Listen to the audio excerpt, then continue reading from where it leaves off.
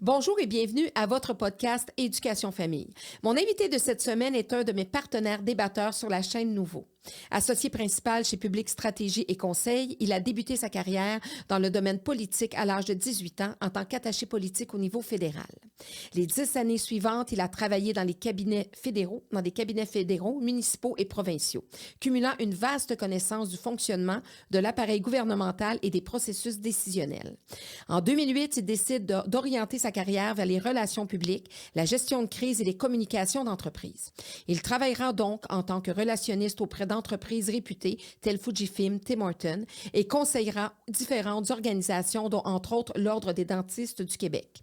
Aujourd'hui, il sert plusieurs clients dans les domaines de la santé, de l'énergie, de la foresterie, de l'immobilier, du communautaire et du travail. C'est donc en tant que fin stratège en communication, lobbyiste efficace et gestionnaire de crise aguerri, guidé par des valeurs de transparence, d'empathie et de clarté dans la communication, qu'il a aussi fait sa place dans les médias en commentant régulièrement l'actualité et les stratégies de communication publique.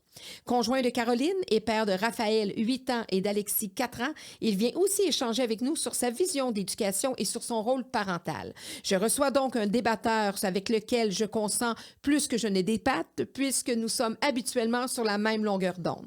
Bienvenue à Victor Henriquez. Afin de partager, discuter, apprendre, rencontrer, s'informer et comprendre ensemble sur tous les sujets concernant l'éducation et la famille, bienvenue ici à votre podcast Éducation Famille. Bonjour Victor. Bonjour Claudine. Merci pour l'invitation. Oui, bien merci d'avoir accepté cette invitation parce qu'on a appris à se connaître sur les débatteurs. Donc, j'ai appris à te découvrir aussi là, de par ton parcours professionnel, puis de par aussi tes opinions, justement, tes positions dans les débatteurs. Puis on est souvent sur la même longueur d'onde, donc on ne chicane pas. Non, pas trop. Pas trop souvent, ça va. Jusqu'à maintenant. Ça peut changer rapidement. Hein? Je ne sais pas si ça peut changer quand, en réalité, on a un certain profil de personnes, puis on a pas mal, grosso modo, les mêmes valeurs, les mêmes principes. Peut-être qu'à un moment donné, ça m'est arrivé, là, que justement, je suis sûre que la personne est d'accord avec moi, puis non, finalement, on n'est pas d'accord. Mais on est toujours finalement nuancés. On est dans une société nuancée, donc c'est un peu normal aussi. Là, je veux dire, c'est rare qu'on se retrouve avec des débats où est-ce qu'on est complètement à des opposés. Il y en a des collègues avec qui ça arrive plus souvent. Mais encore là, le but d'un débat, c'est pas nécessairement d'avoir raison, c'est de trouver des points d'ancrage, c'est de trouver des points de conciliation, justement. Alors, je pense que c'est un peu ça qu'on remplit comme objectif. Mais merci beaucoup de m'inviter. Puis, toujours un plaisir de parler d'éducation, de famille, puis de parcours. Oui, puis on va découvrir davantage. Puis comme je disais, les débats, puis encore aujourd'hui, le podcast qu'on va avoir ensemble, c'est de permettre à ceux qui vont nous écouter, puis à ceux qui écoutent nos débats sur Nouveau, parce qu'on représente différemment les gens, justement, qui sont là, qui nous écoutent, puis ça fait avancer les sujets, ça fait avancer la société, on en fait partie. C'est ce que je trouve de positif, justement, dans ce genre de débat-là, puis dans des podcasts comme aujourd'hui. Naturellement, on va parler d'éducation, on va parler de la grève, on va parler de ce qui se passe présentement, parce que tu es un fin stratège de communication, de qu'est-ce qu'on doit dire, de qu'est-ce qu'on doit pas dire en politique, comment on doit voir les choses en tant que société aussi, dans ce que le gouvernement, dans les grèves, de tout ce qui se passe. Mais tu me parles de toi, parce que tu es arrivé au Québec à quel âge? J'avais 15 ans quand je suis arrivé. Tu avais 15 ans. Donc, quand même bien enraciné dans ton pays natal, qui est dans le fond, ça a été un parcours compliqué. OK. Compliqué. Moi, je suis né dans un pays en pleine dictature. Je suis né au Chili en 81. On était à la 8e année d'une dictature militaire à l'époque. Donc, je suis né avec des militaires dans la rue. Je suis né avec des couvre-feux, avec des libertés bafouées. Puis je pense qu'ultimement, ça a rythmé le restant de mon parcours. À l'âge de 4 ans, mes parents ont décidé de partir en France. Mon père devait sortir, absolument. Il avait créé un syndicat dans une époque où les syndicats étaient interdits. Ça donne ce que ça donne. Quelques emprisonnements, quelques difficultés plus tard, il fallait sortir. Donc là, on est parti en France. Sa vie était pas safe à cet endroit-là. Disons que s'ils rentraient à nouveau, on risquait de ne pas le revoir. C'est des choses qui arrivent. Puis dans ces dictatures-là, malheureusement, la majorité des gens sont disparus pendant la dictature, la majorité des opposants. Alors, il fallait partir, c'était absolu à ce moment-là. Et on est parti en France. Au début, on devait partir au Canada. Puis il fallait qu'on t'aide à sortir parce que pour sortir du pays, il fallait sortir sans passeport. Il fallait que lui, il sorte sans papier d'une certaine façon. Tu n'étais pas autorisé à sortir du pays nécessairement. Donc lui, il a fallu qu'il sorte sans papier. Au début, on est venu au Canada, ça n'a pas marché. Donc on est parti vers la France. Ça a été 10 ans en France où c'est à cause de ça que j'ai l'accent que j'ai, que je parle français régulièrement. Donc moi, ma première étape de vie, elle s'est passée là-bas. Mhm. Et après quelques années en France, ben, c'est sûr que quand tu pars, la première fois que tu pars pas dans le but de ne pas revenir. Mhm. Ben, tu pars pas parce que tu veux partir. Tu pars parce que tu te rends compte que le pays, à ce moment-là, ne peut plus accueillir, ne peut plus te garder en sécurité. On est sorti, on est revenu après. Et lorsqu'on est revenu, ben, on s'est rendu compte que le pays n'avait pas changé et nous avions, beaucoup Vous aviez changé. évolué. Exactement. Tu grandis dans un pays où les libertés sont différentes, où les habitudes sont différentes. La France, c'est une autre société, c'est une autre culture, c'est d'autres valeurs que tu intègres d'une façon ou d'une autre. Mais là, on avait quand même toujours eu ce désir de revenir. Donc moi, j'ai grandi avec un pied de chaque bord. Des souvenirs du Chili, des communications avec mes grands-parents. Mon grand-père est décédé pendant que j'étais en France. Ma grand-mère était encore vivante. Donc, c'est les gens avec qui on avait du contact. Des nouvelles régulièrement du Chili. J'avais une partie très forte en moi. Mes parents ont entretenu cette partie chilienne en moi. Je vais te donner un exemple. On célébrait minuit. Le Nouvel An, nous, on ne le célébrait pas minuit, on le célébrait à 4 heures du matin parce que c'était minuit au Chili. Décalage. Donc, il y avait toujours ce désir de rester connecté. Après ça, on est revenu, puis quand on a décidé de repartir, ben, c'est là où mes parents ont dit, OK, ben, ça devait être le Canada la première fois. Est-ce que c'est pas là qu'on devrait aller à la deuxième? Puis là, c'est complètement une autre sortie parce que quand je sors à 15 ans, mes parents me disent, tu peux rester au Chili si tu veux. C'est un choix sortir. C'est un choix de famille. Et à ce moment-là, je ne vois pas comment je fais une vie sans mes parents, sans ma famille. J'avais des frères et sœurs. On avait 2 frères et sœurs. On était 3 à l'époque. On est rendu 4 maintenant. Donc là, à 15 ans, tu ne peux pas rester. Mais ça a été une déchirure. Encore une fois. Exactement. Mais peut-être plus grande parce que tu étais plus petit. Puis là, toi, si tu suivais tes parents, là, je me rappelle à l'aéroport, je me rappelle d'avoir viré de bord, d'avoir regardé le drapeau et de me dire, bon, c'est la dernière fois. Parce que quand tu sors la deuxième fois, tu sais que tu ne reviendras pas cette fois-ci. Le but, c'est plus de revenir. Okay. C'est plus temporaire. Tu n'es plus dans l'espoir de revenir. Tu n'es plus dans l'espoir, tu n'es plus dans l'impression que tu t'en vas pas en voyage. Tu changes complètement ta vie.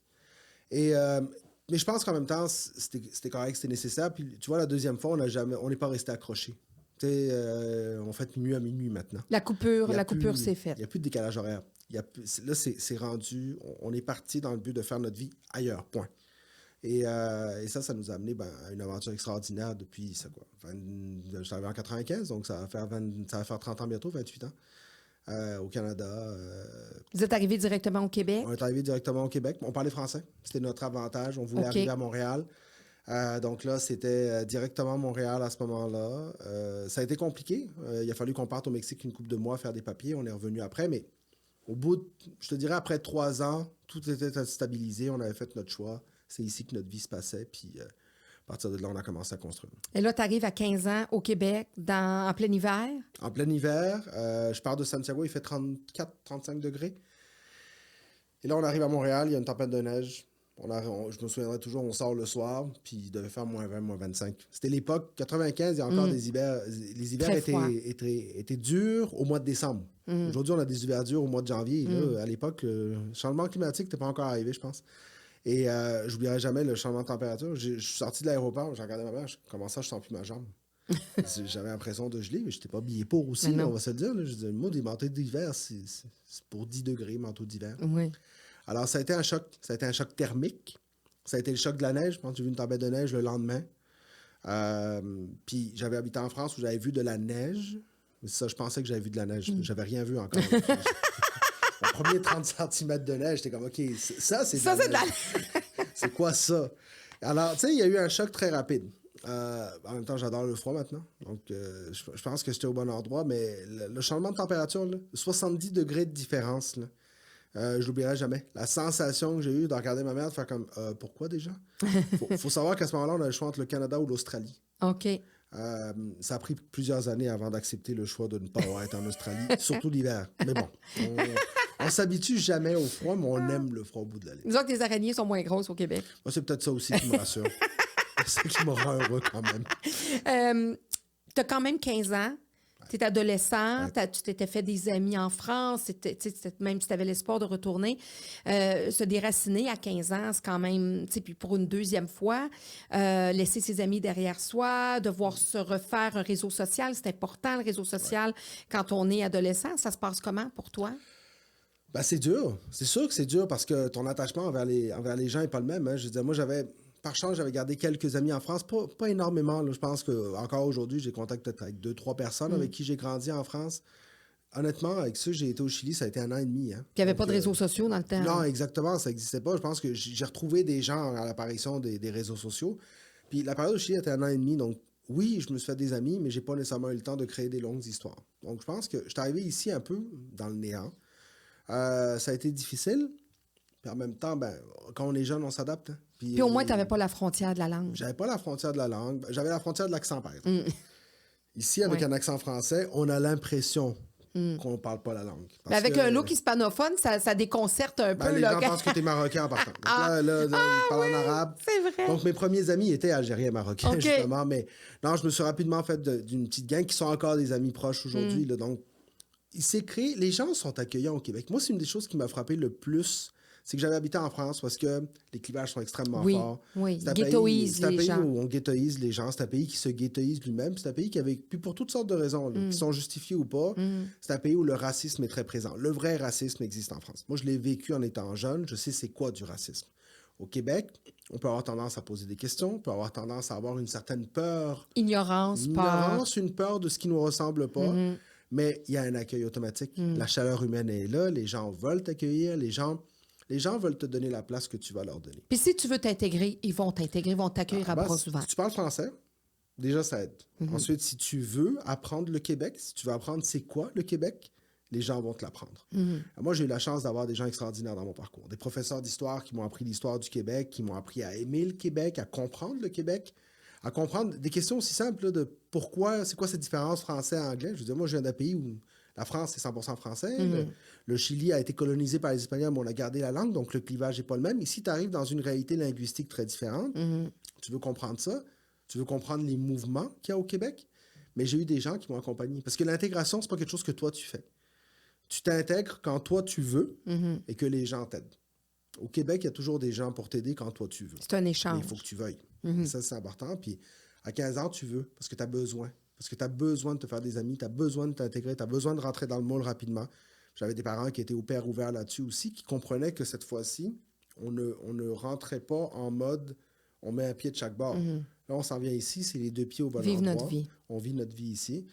Des parents qui ont fait des sacrifices énormes parce que au travers de tout ça, ici, on pense carrière, on pense compétences. Mes parents, leur carrière, leurs compétences, ils l'ont mis de côté. Ils ont eu à se rebâtir à chaque fois. Là. Donc, on avait aussi, je pense, ce sentiment-là de le faire un peu pour eux, de le faire pour nous, mais de le faire aussi pour eux, là, parce que c'était eux autres qui faisaient. Mais je pense que chez les immigrants, c'est un pattern, c'est peut-être pas le bon mot, mais vraiment de voir que le sacrifice de ces gens-là qui arrivent souvent avec des professions, des diplômes, et qui arrivent ici puis ils prennent n'importe quel job-in, n'importe quel emploi et qui vont se sacrifier pour donner le meilleur, l'éducation à leurs enfants. Et les enfants sont conscients de ça parce que c'est dans la culture, le respect et tout ça. Et c'est ça, là. Donc, vous le faites pour vous, mais vous le faites pour les parents aussi, pour dire, regarde, tout ce sacrifice-là, ce déracinement-là, mes parents n'ont pas vécu ça pour que je devienne junkie ou que je devienne... c'est sûr que, tu sais, tout peut arriver, hein? Oui, c'est ça. Les mauvaises influences, ça peut arriver. Puis il y en a beaucoup de mauvaises influences parce que, tu sais, il y a aussi ce qui vient avec le fait de toujours être exposé. Le problème, c'est qu'en même temps, je veux dire, quand tu es mis forcé, là, il y a plein de choses que tu n'as pas le temps de préparer. C'est sûr que quelqu'un qui prépare son immigration d'avance, qui vient d'un pays francophone, va faire la reconnaissance de ses acquis, va s'assurer d'avoir les papiers, tout ça. Quand tu sors un peu en catastrophe parce qu'il faut que tu sortes, c'est pas la même game. Non. Tu sors rapidement, tu sors avec un instinct de survie extrêmement fort. Et oui, il y a des gens qui sacrifient. Ces gens-là sont tes parents. Et tu vois ça. Et tu as 2 réactions possibles. Tu peux te dire pourquoi est-ce qu'ils m'ont amené ici.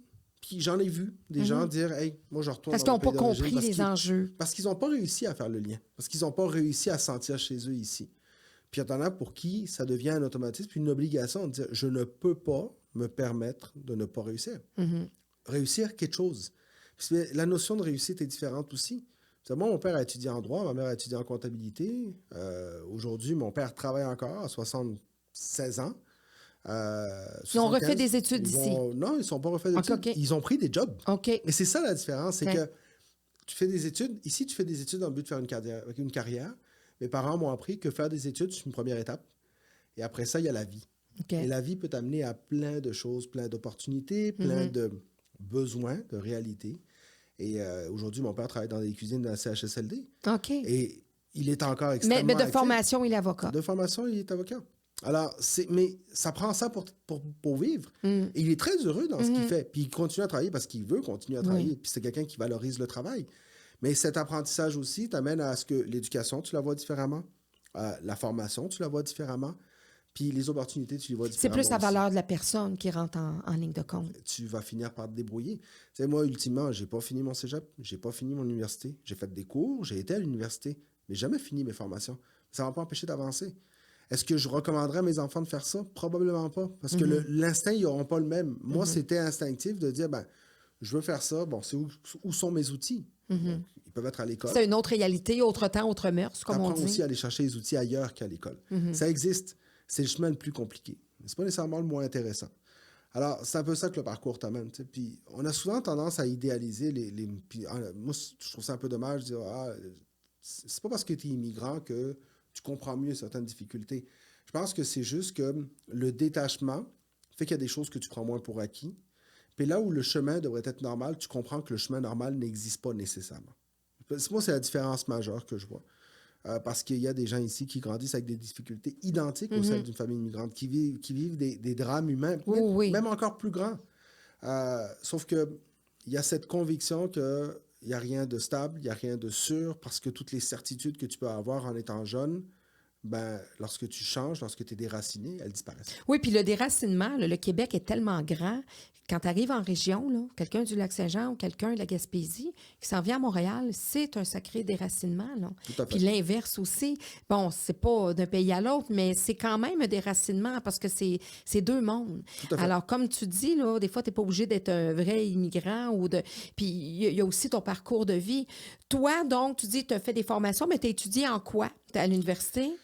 En plusieurs choses. OK. Parce que c'était ça aussi la C'est quoi qui curiosité, t'intéressait? Ben, moi, dans le fond, quand j'ai fini le secondaire, je savais deux choses. La première, c'est que je tripais sur la politique. Puis ça, c'était génétique. La deuxième, c'est que j'avais ce que mes professeurs, et je m'excuse d'expression, appelaient une grognole. Alors ça, je savais que c'était quoi mes deux acquis. Et là, j'avais un prof à l'époque, mon prof d'histoire, justement, il m'avait dit, ben, fais-en donc une carrière. Puis il m'avait allumé sur la question de la politique. Alors j'ai commencé à travailler en politique, j'ai commencé à collaborer, à m'impliquer bénévolement dans le milieu politique. Et après ça, mes études étaient rattachées à ce que je voulais faire. Donc, je suis allé étudier au cégep en sciences humaines, pas de maths. Je me disais, moi, je veux faire des lettres. C'est ça mon intérêt. Je me suis inscrit en sciences politiques à l'université. Je me suis inscrit en technique administrative au cégep. Je me suis inscrit en communication à l'université. J'ai fait beaucoup de choses et en même temps, ben, je vivais des expériences professionnelles. Donc, je me suis bâti un peu en allant chercher mes outils à gauche, à droite. Tu es un gars de terrain. J'étais un gars de terrain, puis, tu sais, quand j'ai fini le secondaire, j'ai fini avec d'excellentes notes. J'étais très bon à l'école. J'aimais l'école. Puis après ça, il y a eu une coupure. On est parti au Mexique pour faire des papiers d'immigration. Ici, quand on est arrivé, d'abord, on a demandé l'asile politique. Donc, tu demandes le statut de réfugié. Puis là, ils font une analyse de ton dossier, puis ils t'accordent un statut de réfugié ou pas. À ce moment-là, ils ne l'ont pas accordé à mes parents. Ils ont dit à mes parents, non, on ne considère pas que vous êtes en danger de vie au Chili. Donc, on ne vous donne pas ce statut-là. Donc, il a fallu partir au Mexique pour revenir avec un statut d'immigrant reçu, qu'on appelle. Donc, ça a pris 8 mois environ. Pendant ces 8 mois-là, j'habitais au Mexique, j'ai travaillé au Mexique, j'ai tripé au Mexique. Tu sais, je venais de finir mon secondaire, j'avais 17 ans. Je travaillais dans un resto-bar. On vivait une liberté totale parce que mes parents travaillaient en même temps. Donc, j'ai comme... Avec un climat qui ressemblait à celui que tu connaissais. C'était fabuleux. J'ai passé un 8 mois extraordinaire. Mais je suis revenu peut-être avec un changement en moi où les études n'avaient plus nécessairement la seule même importance. Puis je voulais découvrir plein de choses. Donc là, je suis rentré dans une période de ma vie où est-ce que j'ai pu vivre des expériences professionnelles dans le monde politique, ailleurs, dans le monde du protocole. J'ai fait plein de choses et j'ai étudié en même temps. Donc, c'est venu me donner mon bagage. Ma vingtaine m'a été une espèce de période d'essai-erreur où je me cherchais beaucoup, mais je savais que je voulais faire de la politique parce que je voulais changer les choses. Puis finalement, j'ai réussi à en faire un peu. Et là, tu es rentré plus officiellement dans ce parcours-là. Là, tu y es plus, dans le sens que tu as encore là changé un peu ton orientation là, professionnelle. Mais qu'est-ce que tu as le plus aimé, apprécié de la politique et qu'est-ce que tu as le moins apprécié? Ce que j'ai aimé, c'est les gens. Parce que La politique, c'est un privilège. C'est une opportunité de changer les choses. Quand j'ai eu l'occasion de travailler dans le monde politique, j'ai eu l'opportunité d'être conseiller de ministre de l'Immigration du Québec, par exemple. J'ai conseillé Denis Coderre lorsqu'il était au ministère des Sports comme stagiaire, pas des gros conseils. J'avais 20 ans. J'étais plus en mode apprentissage qu'en mode conseil, mais j'ai eu l'occasion de donner mon opinion sur certains avec des dossiers. grands, là. J'ai travaillé avec des gens qui avaient un certain pouvoir, qui avaient un désir de changer les choses, des gens que j'ai appréciés aussi. Dans toutes les couleurs politiques aussi. Moi, j'ai travaillé avec Louise Arel au niveau municipal, par exemple. Donc, j'ai aussi appris à connaître des gens d'une autre allégeance que mon allégeance initiale. Ça m'a amené à vraiment apprécier les gens qui font de la politique. C'est des gens qui s'impliquent dans un objectif très humain. Oui, à la base, là, qu'on soit d'accord ou pas, s'investir en politique, c'est un don de soi, sans limite, dans le sens que on veut changer les choses, on veut améliorer. Tout est pavé de bonnes intentions habituellement. Là. Souvent. En réalité, 99% des gens que j'ai rencontrés en politique avaient des bonnes intentions. C'est sûr qu'il y a toujours des gens où tu sens qu'ils ont envie d'avoir du pouvoir. Du pouvoir, un petit narcissisme. Oui, ça peut arriver, mais habituellement, c'est des gens qui ne durent pas très longtemps parce que le pouvoir, dans le but simplement d'avoir du pouvoir, ça ne marche pas. Et l'être humain, le citoyen reconnaît ces gens-là. La majorité des gens, c'est des gens qui ont des convictions, qui ont une opinion, une vision de la société. Des valeurs. Puis qui veulent la mettre en place. Et ultimement, on les choisit pour mettre ça en place. C'est ça qu'on fait à travers la démocratie. Alors moi, ce que j'ai aimé le plus, c'est ça. C'est des gens, c'est des échanges d'idées, c'est des débats d'idées, parce qu'on n'est pas toujours d'accord, même lorsqu'on est dans le même parti. C'est d'avoir une influence. J'appelle ça le privilège de l'influence. Moi, d'avoir le privilège à 20 ans d'influencer des décisions en immigration, par exemple, alors que j'étais moi-même immigrant, tu te réveilles le matin et tu te pinces. Là. Qu'est-ce qui se passe? Avoir le privilège de travailler à l'Assemblée nationale, là où toutes nos lois ont été votées. Quand tu regardes ça, tu te dis, OK, moi, ce matin, je me lève, puis c'est là que je m'en vais travailler. Je m'en vais contribuer à faire des lois, à faire des choses, à changer la société, à l'améliorer dans ce que moi, je pense, peut l'améliorer. Puis c'est une contribution qui est tellement minime. Mais quand tu es dedans, tu vis un privilège extraordinaire. Donc, après, ma vingtaine a été teintée de ça. Ce que j'ai le moins aimé, c'est la conciliation travail-famille.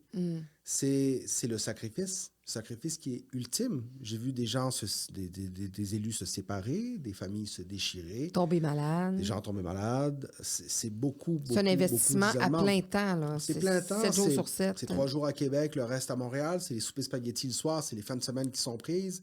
C'est constant parce que je me suis retrouvé un 25 décembre à devoir sortir de mon party de Noël parce qu'il y a eu un tsunami en Asie du Sud-Est, puis il y avait une communauté à Montréal qui avait besoin de support. Alors, tu vis ça comme conseiller à 20 ans, mais la ministre, elle aussi, a sacrifié son party de Noël. Puis elle est restée sur le qui-vive pendant des heures et des heures avec la Croix-Rouge. Alors, il y a toujours quelque chose qui t'amène dans la crise, dans la gestion de C'est ça, le politicien, que les gens, des fois, réalisent pas, que le politicien, même si on n'est pas d'accord, il est toujours engagé, il est toujours là, il est toujours présent, il faut qu'il assiste à plein de levées de fonds, il faut qu'il soit sur le terrain, il faut vraiment que c'est un engagement sans borne. On lui demande d'être là. On veut qu'il soit là pour les plus démunis, on veut qu'il soit là pour les entrepreneurs, on veut qu'il soit là pour tout le monde. Et lui, il doit l'être. Alors, c'est un choix qui est très difficile. Puis moi, je me suis rendu compte à un moment donné que c'était une vie qui ne me convenait peut-être pas dans ce que je voulais, comme stabilité, comme famille. J'étais un gars de famille. Moi, j'ai pas une famille, j'ai un clan. Mon clan, mes frères et sœurs, mes parents, on a traversé tout ce parcours-là, on l'a traversé ensemble. Donc, ultimement, c'est la chose la plus importante que j'ai dans ma vie. Là, je me disais, mais là, je bâtis mon clan comment, moi? Parce que si je suis à Québec 3 jours semaine, puis que je reviens, puis que je repars, c'est pas nécessairement ça que je veux. J'ai des parents qui ont été hyper présents avec moi. Autant une mère qu'un père qui ont toujours été là. Donc, moi, je veux être là pour moi. J'ai 20 ans, tu te poses la question, tu te dis, bon, ben, qu'est-ce que je sais faire? Je veux-tu aller faire d'autres choses? Les gens changent en politique aussi, mais à un moment donné, ben, les opportunités sont présentées pour aller faire autre chose. Je me suis dit que c'était le temps d'utiliser ça et de l'amener ailleurs. Puis c'est là où tu avais déjà un bon CV, tu avais déjà j'avais un CV. Des choses à présenter. J'avais pas d'études, mais j'avais un CV. J'avais de quoi offrir. J'avais une facilité à communiquer. J'aime communiquer. Mais pour moi, c'est l'outil. Et la communication, c'est pas juste de parler. C'est comment est-ce qu'on s'assure d'être clair, comment on s'assure d'être vrai. Puis j'ai eu des gens à travers mon parcours. Le parcours a été juste teinté de gens qui m'ont pris la main et qui m'ont amené. En politique, ça a été Denis Coderre, par exemple, que j'ai connu avant même qu'il soit député, qui m'a pris la main, qui m'a amené dans cet univers-là. Après ça, il y a eu Michel Courchaine, il y a eu Lise Thériault qui m'ont pris sous leur aile. Michel Courchaine m'a appris la rigueur, Lise Thériault m'a appris c'était quoi la politique de terrain. Puis après ça, il y a eu Louise Arel. Je suis allée dans le bureau de la ministre Courchaine, moi, à Sainte-Dorothée, là, parler d'éducation. Et voilà. Et justement, moi, j'étais avec elle quand elle a commencé en immigration. Alors, Ça a été toutes des gens qui te prennent la main, t'apprennent des choses, t'amènent des valeurs de travail, des valeurs de rigueur, te montrent comment tu peux réussir à avoir une influence, à changer des choses. Et ça a été ça tout le long. Alors, il y a eu des gens comme Louise Arel qui m'ont appris d'autres choses. Je me souviendrai toujours, j'ai fait l'avenue du Parc à une Saint-Jean avec Louise Arel. Et elle connaissait tout le monde. Et tout le monde avait le goût de prendre un moment avec elle. Et elle prenait un moment avec tout le monde. Et dans ce temps-là, ça t'apprend quoi? Ça t'apprend c'est quoi la valeur de l'échange humain. De l'humain, de l'accessibilité. C'est exactement l'accessibilité, puis l'authenticité. Parce que c'est pas juste d'être accessible, mais c'est d'être vrai. J'ai travaillé avec des femmes et des hommes extrêmement vrais dans tous les partis politiques. Ça m'a comme donné des outils. Et tu sais, au fur et à mesure du parcours, je savais pas ce que j'allais faire avec ça. C'est juste que ça s'est dessiné. Des opportunités, des apprentissages, des erreurs. Les erreurs font partie du parcours. Sans les erreurs, il n'y a rien de tout ça qui arrive. C'est quoi ta plus grosse erreur? Eh boy, il y en a eu plusieurs.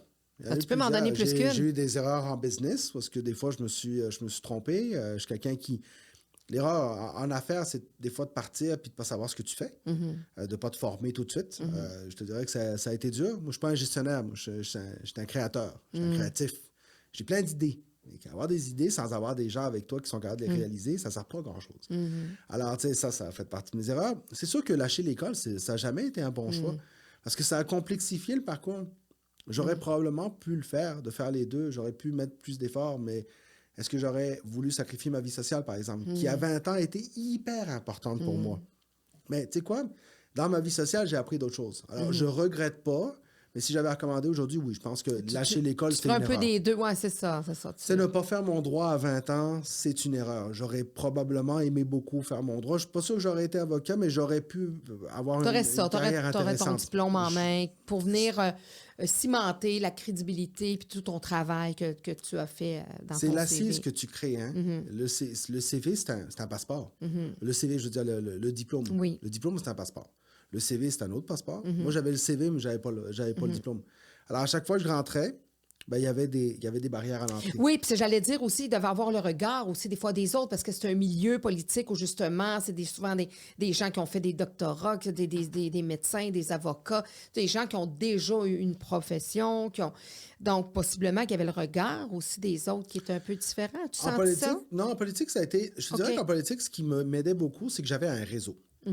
Ça, c'est une chose que j'ai appris très jeune, c'est l'importance du réseau. L'importance de traiter tout le monde de la bonne façon, d'être une bonne personne en général, mais d'être avenant avec les gens. Ça m'a amené à un réseau de gens qui m'ont donné des opportunités, qui m'ont ouvert des portes. J'ai fait le Sommet des Amériques en 2002 comme agent de protocole parce qu'il y a quelqu'un qui m'a ouvert une porte. Les expériences de travail que j'ai eues dans ma vingtaine, ce n'était pas parce que j'avais le CV ou le talent, c'est parce qu'il y a des gens qui m'ouvraient des portes, qui m'offraient des opportunités. Il faut que tu les saisisses après parce qu'il faut que tu sois capable de Il faut que tu fasses le travail aussi. Il faut que tu fasses le travail et que tu fasses comme il faut. Exact. Mais en politique, je l'ai moins senti parce que j'avais un réseau. À l'extérieur de la politique, quand j'ai quitté la politique en 2007, la première fois, je suis revenu en 2009 au municipal. Mais après ça, quand je me suis retrouvé dans un milieu où est-ce que la compétition était très différente, où est-ce que des gens ne me connaissaient pas, là, le diplôme m'a manqué. Là, le diplôme m'a ralenti. Le diplôme m'a obligé à reculer. J'ai perdu 50% de mon salaire quand je suis arrivé dans le milieu privé. En politique, je faisais un certain salaire. Quand je suis revenu, puis je peux parler de chiffres. En politique, j'ai atteint 85 et 90 000 par année. Je suis revenu dans le privé à 40 000. C'est sûr qu'à 20 ans, j'ai aucune obligation, donc c'est pas grave. Mais j'avais quand même un recul majeur. Tu avançais dans la vie, tu étais rendu de plus adulte. Je commençais à avancer, je voulais prendre une autonomie, je voulais construire, mais là, je faisais une coupe de pas en arrière. Ça vient du manque de diplôme. Alors, est-ce qu'aujourd'hui, je recommanderais à n'importe qui de faire le diplôme, d'aller chercher le diplôme qui va lui permettre de mettre en valeur ses expériences? Ça a été une erreur de ne pas le faire. Est-ce que je le regrette? Pas vraiment. Pas vraiment, parce que je pense qu'ultimement, il faut que tu acceptes. Les erreurs font partie du parcours. Tu n'as pas l'air d'être un gars de regret, là. Non, j'en ai pas de regret. Tu sais, dans le fond, tu gagnes ou tu apprends. Hein? Moi, j'ai toujours été cette philosophie-là, que dans la vie, tu gagnes ou tu apprends. Donc là où j'ai fait des erreurs, j'ai appris. Puis sinon, il y a des réussites là-dedans. Aujourd'hui, je suis rendu où est-ce que je suis rendu grâce à plein de choses. Je peux absolument pas donner la recette, mais je pense qu'il y a cet esprit de résilience, ce désir juste de réussir, ce désir de le faire de la bonne façon. Puis, la chance. Parce qu'il y a des gens extraordinaires au travers de ce parcours-là qui ont juste ouvert des portes pour moi. Puis là, tu as parti ton entreprise de conseil, en fait. Ben, dans le fond, moi, je me suis parti avec... Après ça, j'ai eu l'opportunité de travailler en relations publiques. J'ai travaillé dans le monde des médias un peu. J'ai exploré des choses. Et là, j'ai commencé à travailler avec Steve Flanagan, qui était porte-parole d'Hydro-Québec pendant le verglas. OK. Je commence à travailler avec lui en 2011. Et c'est littéralement un coup de foudre professionnel pour moi. Un homme qui comprenait la gestion de crise, avec qui on avait des échanges extraordinaires sur le monde politique, sur les relations publiques, sur la communication en général. J'ai appris énormément à travers cet homme-là. Quand je parle de gens qui m'ont donné la main, Steve sera toujours dans mon parcours quelqu'un qui m'a ouvert l'esprit sur ce qu'était le monde des communications. Un modèle. Un modèle, puis un communicateur de grand talent. On s'est rendu jusqu'à s'associer ensemble. On a été associés. Et à un moment donné, on s'est rendu compte qu'on n'avait peut-être plus les mêmes objectifs, peut-être plus la même vision de la business. Donc, on s'est séparés. Mais non, sans avoir vécu un parcours extraordinaire. Puis moi, ça a été mon début dans le monde des affaires, dans le monde de l'entrepreneuriat, parce que Steve, à travers le travail qu'on a fait ensemble, m'a aussi permis de vouloir me développer dans ce monde-là. J'ai découvert le monde du service.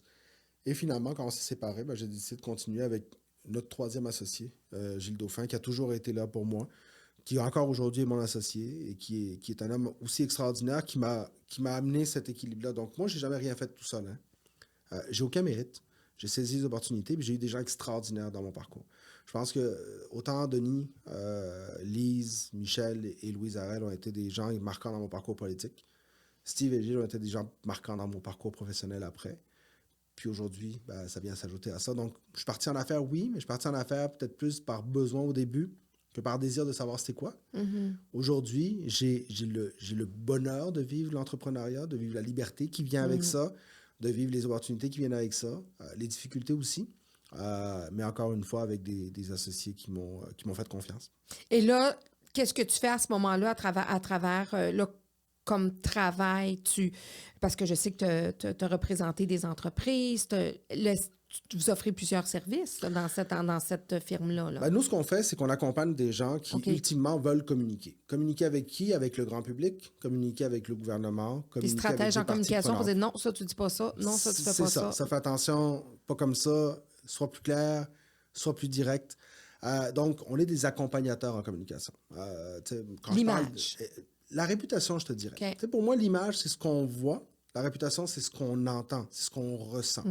Je pense que c'est important. Dont on va se souvenir aussi. Dont on va se souvenir. Puis c'est important parce que les deux sont importants. Je vais donner un exemple d'une compagnie, par exemple, comme Nike. On reconnaît son signe partout. Son image est très forte. Mais sa réputation est aussi importante parce que ta réputation n'est pas bonne, ton image, elle ne sert à rien. Donc, on doit juxtaposer les deux. Puis pour moi, c'est là la juxtaposition entre le marketing, qui est l'image de marque, et les relations publiques, qui pour moi sont le contenu de ta marque, le contenu de ton identité. Alors, en relations publiques, ce qu'on fait, c'est qu'on offre des conseils à des entreprises qui veulent communiquer ou qui veulent influencer. Qui veulent influencer des décisions, qui veulent influencer leur société, que ce soit au niveau municipal, fédéral, provincial. Donc, on va les accompagner là-dedans. On fait un peu de lobbying. C'est quoi le lobbying? C'est l'influence auprès du gouvernement. Mais je te dirais que mon but, c'est vraiment, avec mon associé, on se dit, on veut le faire, mais de la bonne façon. Le lobbying a eu de très mauvaises images. On voyait ça comme étant des méchants lobbyistes qui vont se payer des billets pour des cocktails puis aller voir des ministres pour les influencer lors de leurs décisions. Moi, je vois ça plus comme une voix qu'on donne à des entreprises qui veulent faire des choses, qui veulent contribuer, puis de leur donner une façon... Qui bénéficient de votre réseau de contacts.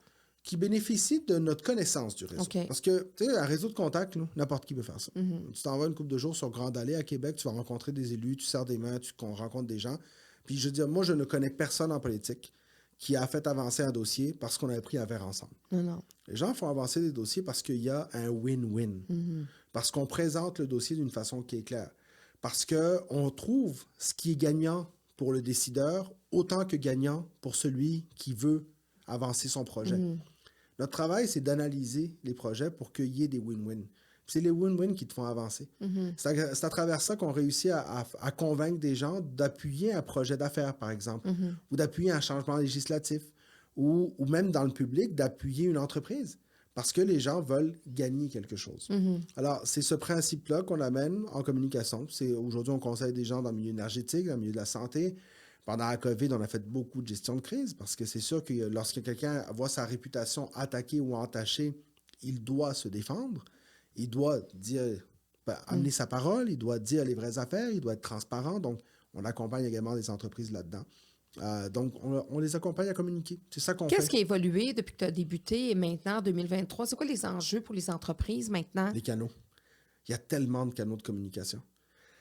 Avant, les entreprises avaient une perception de contrôle plus grande. Donc, on est tous un peu pareil. On écoutait 1, 2, 3 bulletins de nouvelles par jour maximum. On se levait le matin, on allumait Salut, bonjour, on regardait les nouvelles. On regardait le midi, des fois en début de soirée, puis des fois le soir en se couchant. On On lisait le n'avait pas journal. Internet, on lisait le journal une fois par jour. Le journal ne changeait pas dans la journée. Tu pouvais arrêter de lire le journal, repartir à la page 14 et revenir quelques heures plus tard. Ça a complètement changé. Aujourd'hui, tu vas sur le site de la presse, maintenant. On y retourne dans une heure, c'est plus la même nouvelle qui est là. Il s'est ajouté de la nouvelle. On écoute les nouvelles ce soir, il y a des choses qui vont avoir changé. On fait une mise à jour à 22h, puis on se relève le lendemain matin, puis on a plein de notifications sur notre cellulaire avec Très des collé nouvelles. sur l'actualité, là, tout ce qui se Exactement. passe à la minute. Et ça ne change pas juste chez nous, ça change partout dans le monde. Je me suis levé ce matin, j'avais le texte de la COP28, par exemple. Hier soir, quand je me suis couché, je n'avais pas encore le texte de la COP28. Donc, aujourd'hui, l'information, elle bouge constamment. On est constamment en train de changer. C'est un énorme défi. Il y a également le fait que les décisions sont sous la loupe très rapidement. Est-ce qu'on prend... On a tendance à mettre beaucoup de pression sur nos décideurs pour avoir des résultats tout de suite, pour que les choses marchent immédiatement. Si on avait dit à Robert Bourassa qu'il fallait que les barrages de la baie James soient rentables dans 5 ans, là, on n'aurait probablement pas fait la baie James. Aujourd'hui, on voudrait que tous les projets d'investissement soient rentables tout de suite. Je ne dis pas que les gouvernements ne font pas d'erreurs, mais on a tellement d'attentes envers nos élus, on a tellement d'attentes envers les décideurs ou même envers les entrepreneurs. On a des attentes envers tout le monde. C'est tout de suite. La pression est hallucinante. Puis je pense que c'est très dur pour les gens qui justement cogitent dans le milieu public. Ils ont besoin d'accompagnement. Puis c'est pour ça aussi qu'on travaille. Hein, puis on n'a pas manqué de job depuis plusieurs années, je te dis. Non, non, puis quand on dit que le client est roi, donc il est encore plus roi qu'il était, le client. Il est roi, il est exigeant, puis en plus, il y a des canaux maintenant pour dialoguer. Donc avant, tu poussais une nouvelle sur quelqu'un, tu ne l'entendais pas réagir. Maintenant, tu pousses la nouvelle, tu le vois réagir. Tu le vois même réagir avant même que tu aies poussé la nouvelle. Sur les réseaux sociaux, il y a des gens qui se permettent de réagir à peu près n'importe comment. Hein, des gens qui réagissent. Moi, quelqu'un qui réagit de façon émotive, je le comprends. Mais lorsque c'est sous une fausse identité, sous un faux nom, sous une fausse image, ben c'est sûr qu'il se permet des choses qui ne se permettraient pas d'habitude. Non, caché derrière un écran. Et imaginez lorsque vous êtes un être humain qui a décidé d'aller en politique, par exemple, même si on peut trouver que nos politiciens sont trop payés, honnêtement, c'est quasiment tous des gens qui feraient plus à l'extérieur Dans leur qu'ils font en profession. politique. Ben oui. Et ces gens-là, imaginez comment ils sont attaqués. Imaginez comment est attaquée une personnalité publique. Donc, le privilège d'être public vient avec beaucoup de difficultés. Surtout avec les médias sociaux et tout ça. aide pas. Puis Je pense que ça vient avec une agressivité, une émotivité qu'on voyait peut-être moins. Je ne dis pas qu'elle n'existait pas en passant. Je dis juste que ma perception, c'est qu'on la voyait moins. Elle était qu'on plus l'entendait insidieuse, puis elle était moins continue parce que justement, il n'y avait pas les médias sociaux. Puis, tu sais, pour te déplacer, puis aller cogner ou aller frapper au bureau du ministre, ou pour venir revendiquer, t'envoyer des lettres. Voilà. C'est une lettre à la poste, puis après ça, ben là, tu disais, bon, ils l'ont sûrement reçu, ils l'ont-tu lu. Tu sais, c'est comme ça s'arrêtait là. Ça crie pas fort une lettre, hein? Non, c'est ça. Même si tu en envoies 500... Puis il n'y a pas 22 000 personnes qui la voient. Là. C'est toi qui la vois, voilà. Tu l'as écrite, puis il y a la personne, 2-3 personnes au bureau qui vont le recevoir. Ce qui en passant est un outil extraordinaire. Oui. Donc je reviens, c'est toujours la même chose. Ces outils-là nous permettent aussi d'avoir une meilleure accessibilité, d'avoir une meilleure information. On est mieux informé, on en sait plus. C'est extraordinaire. Mais il faut savoir le gérer. C'est comme l'intelligence artificielle. C'est extraordinaire. Il faut savoir le gérer. Alors, ces changements, c'est juste que dans les 30-40 dernières années, ce qu'on se rend compte, c'est qu'il y en a de plus en plus. Ils sont sont majeurs. L'Internet est venu faire des changements majeurs. Puis là, ce qu'on fait avec Internet amène des changements encore plus grands. Donc, c'est ça qui bouge énormément. Dans le milieu des communications, tu n'as plus vraiment de conférences de presse. Des médias, tu en as de moins en moins. On entend tous parler de la crise des médias. Donc, le travail est de plus en plus difficile. Il faut s'adapter, il faut être multicanaux, il faut être multifacette. Alors, une même nouvelle va avoir une facette différente dans l'intérêt pour quelqu'un. Va être abordée différemment. Puis aujourd'hui, si on est intéressé par quelque chose, l'information, on peut en trouver en claquant des doigts. Moi, je ne suis pas si vieux que ça, mais j'allais dans les encyclopédies chercher de l'info. Oui. Mon fils, il demande à Google. Il n'y a pas besoin de l'écrire. Il lui demande. Google, peux-tu me dire ça? Puis il reçoit l'information en 30 secondes. Ça, c'est le plus gros changement qu'on puisse imaginer. Est-ce que ça peut pas amener, justement, d'avoir une accessibilité rapidement comme ça, amener nos enfants, amener même la société, même les adultes, à justement vouloir avoir tout rapidement, être encore plus exigeant? Ah oui, bien sûr. Mais c'est ça, c'est qu'aujourd'hui, Ça, l'attente... c'est le pendant un peu négatif, là. Ben, tout à fait, parce que l'attente, c'est que ça soit tout de suite. Mhm. L'attente, c'est par exemple de recevoir sa nourriture le plus rapidement possible. C'est que si tu veux manger quelque chose, tu commandes sur Uber Eats. Mm. Mais ça amène à plein de choses. Hein. L'attente de l'enfant qui veut de l'information tout de suite. Mm. Ce qui veut dire que l'information factuelle, il la trouve en quelques secondes. Quel est l'intérêt pour lui de Il n'a l'apprendre pas par cœur? cherché la satisfaction d'avoir cherché, d'avoir un peu donné du sien, puis d'avoir un peu travaillé fort pour avoir la réponse. C'est quoi la valeur de ta mémoire? Mm. Ta mémoire à toi, elle te sert à quoi? Si avant, par exemple, quand j'ai étudié dans le système français, on nous demandait d'apprendre par cœur des mots de répertoire, des définitions de mots en histoire, en géographie, qu'il fallait que tu apprennes par cœur. Aujourd'hui, ça sert à quoi d'apprendre ça par cœur? Ça sert à quoi aux jeunes de bourrer son cerveau de choses qu'il devra mémoriser automatiquement? Quand il va juste demander à son sel ou à son... Voilà. Donc, c'est là où est-ce qu'il y a Alexa, machin. Moi, j'imagine que je m'en rends compte déjà comme parent dans jeunes enfants, où mon fils me dit des fois « Ah, mais papa, j'ai pas besoin d'apprendre par cœur, il y a des calculatrices pour ça. » Je suis comme « Non, tu vas l'apprendre par cœur. Pareil, tes tables de multiplication, division, soustraction. Après ça, tu utiliseras la calculatrice. » Ah, mais ça sert à quoi? Ça sert juste à faire travailler ton cerveau, mon gars. Alors, c'est des choses comme ça où je comprends son questionnement. Je me dis que ça va juste empirer. Donc oui, on s'attend à ça de la part de quand on est jeune, ce qui veut dire qu'après ça, on s'attend à de l'instantanéité en tout temps. On s'attend à ce que les gens répondent à On n'est nos pas courriels tout de patient, suite. on est pas moins patient. indulgent. Les textos, c'est une réponse tout de suite. Ben oui, il il y en a qui vont te faire un point d'interrogation si tu ne réponds pas dans la suite. On se donne peu de temps. Alors ça, ça devient une denrée extrêmement rare. On se donne peu de temps, on communique avec peu de temps. Tout est dans l'urgence. La pandémie est venue amplifier ça. Avant, de la gestion de crise, on en faisait de temps en temps. Maintenant, on a l'impression qu'on est en gestion de crise permanente. Ça, il va falloir que ça arrête. Parce qu'on ne peut pas vivre en crise permanente. Une société ne peut pas toujours être en crise. Comme là, on vit la fameuse grève. Qu'est-ce que tu en penses? Avec, justement, on parlait de moyens, justement, de qu'est-ce qu'on va écrire à nos... Moi, je vois des enseignants faire des pancartes avec des slogans puis des discours absolument inacceptables de par nécessairement le modèle qu'ils vont fournir à leurs élèves, qui vont passer dans la rue, qui vont voir leur prof avec une pancarte... c'est le discours, les moyens qu'on prend aussi, les discours syndicaux. Les syndicats ont-ils autant leur place aujourd'hui? Ben, je pense que oui. Honnêtement, moi, je pense que oui, parce que je ne voudrais pas vivre dans une société où est-ce qu'ils ne sont pas là. Je pense qu'il y a des milieux où est-ce que c'est important qu'ils soient là. Est-ce qu'il y a des milieux où on pourrait dire qu'ils n'ont plus besoin d'être là? Mais ça, tu vois, c'est... Moi, j'ai travaillé pour des syndicats, puis je suis quelqu'un quand même... Ça reste que j'ai mes restants, mes relents historiques aussi. J'ai un papa qui a fondé un syndicat. Un papa qui a fondé un syndicat, exact. Donc, à un moment donné, tu te dis, bon, ben là... Dans un régime dangereux, tu sais. Oui, mais tu sais, le problème, c'est que si tu mets ça de côté quand le régime n'est pas dangereux, il ne te reste plus rien quand le régime le devient.